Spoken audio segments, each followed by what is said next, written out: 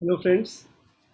सो मेरे से मेरी बहुत सारे बच्चों से बात हो रही है आजकल where they are talking about कि एग्ज़ाम ख़त्म हो गया है एडवांस का भी।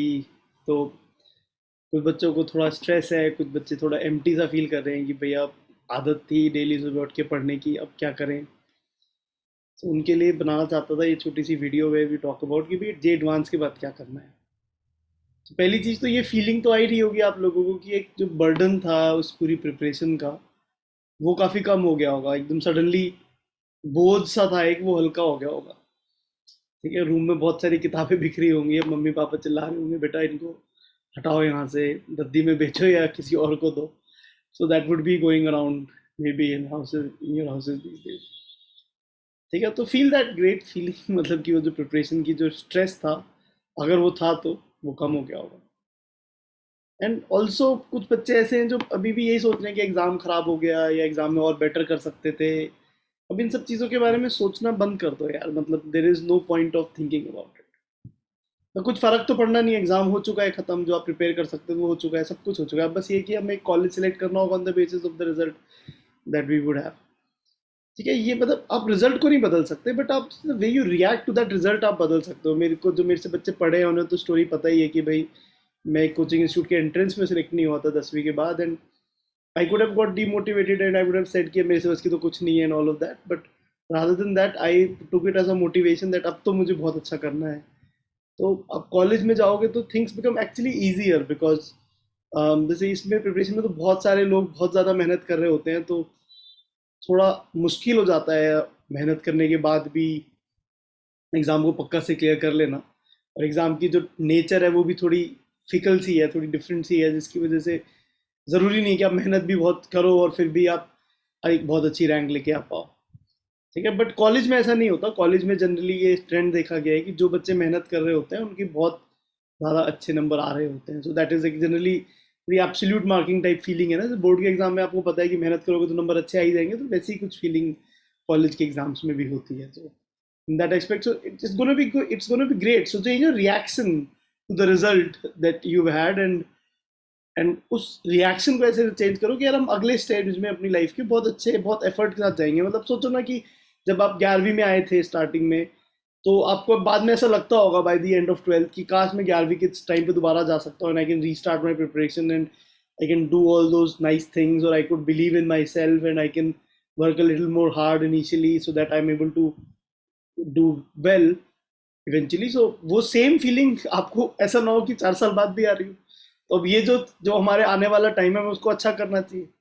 And also there is one more set of students जो सोच रहे हैं कि हम ड्रॉप कर लेते हैं, सोच रहे हैं, मतलब अगेन देर इज दिस अजीब सी feeling that I get that you should start your preparation already.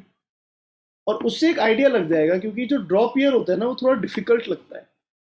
It is a difficult year because थोड़ा अकेले पढ़ाई करनी होती है, स्कूल के दोस्त सब जा चुके होते हैं, मोस्टली कॉलेज में जा चुके होते हैं, मम्मी पापा भी कंटिन्यूसली थोड़ी उन नज़रों से देखते हैं कि तुम एक साल बर्बाद कर रहे हो, तो थोड़ा थोड़ा अजीब हो जाता है एट टाइम्स।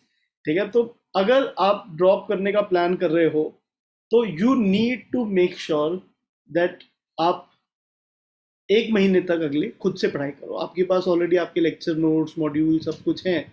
ठीक है, आप उनको सॉल्व करना स्टार्ट करो दोबारा से नए सिरे से। तो नए सिरे से कि आपको कुछ चीज़ें तो आती हैं ना, बस उन चीज़ों को तो जल्दी से कर लोगे, उसके बियॉन्ड जो चीज़ें आपको नहीं आती थी उन चीज़ों को अच्छे से करना है हमें।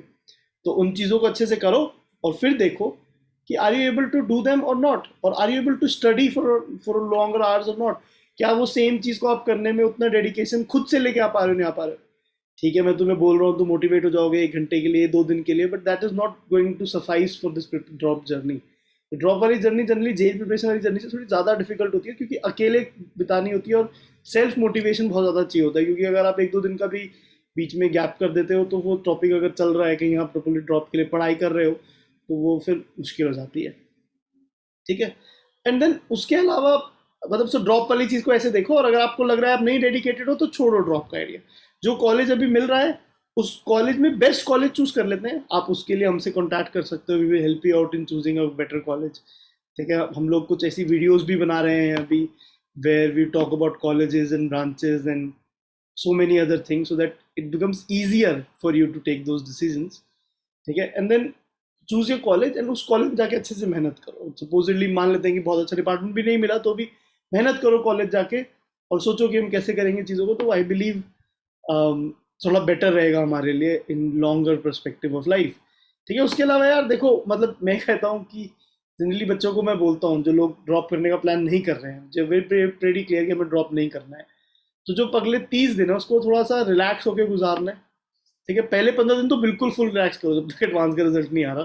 ठीक है, क्या रिलैक्सेशन है भाई, अपने दोस्तों से मिलो जिन दोस्तों से इतने इतने टाइम बात नहीं करी जेई प्रिपरेशन की वजह से, और अपने रिश्तेदारों से मिल लो जिनके इवेंट्स में तुम नहीं गए, उनसे मिल लो, कान पकड़ लो जाके कि सॉरी नहीं आए थे, तो वो समझ जाए तो बहुत अच्छी बात है, ना समझे तो आपको पता है उनसे आगे ज़िंदगी में बात करने की ज़रूरत नहीं है। ठीक है, उसके अलावा मे बी आप थोड़ा किसी ट्रिप व्रिप पे चले जाओ, कहीं घूमने फिरने चले जाओ थोड़े दिन के लिए। गए नहीं हो ना, मम्मी पापा भी नहीं गए आपको लेके कहीं, तो इट माइट फील गुड। कुछ लोग कह रहे हैं हम तो होके आए थे जेई प्रिपरेशन के बीच में, तो फिर आपको ड्रॉप करने की सोच रहे होगे आप, या फिर कुछ और चीज़ें सोच रहे होगे। तो जो भी है, मतलब अपना स्ट्रेस रिलीज करो अभी, दैट इज मोर इम्पोर्टेंट, कि रिलीज योर स्ट्रेस। जो पूरा जेई प्रिपरेशन में बिल्ड हुआ था उसको, स्ट्रेस को रिलीज करो, कुछ डिफरेंट चीज़ें करनी है हमें। फिर उसका जे एडवांस का जब रिजल्ट आ जाएगा तो उसके बाद फिर कॉलेज की भागा दौड़ी तो होगी, तो उस डिसीजन को भी थोड़ा वाइजली लेना, क्वेश्चन करना जो लोग आपको एडवाइस कर रहे होंगे। आस पास के सब लोग एडवाइस करते हैं इस कॉलेज चले जाओ, उस कॉलेज चले जाओ, ये ब्रांच ले लो, वो ले लो। Try to see on what basis are they saying this.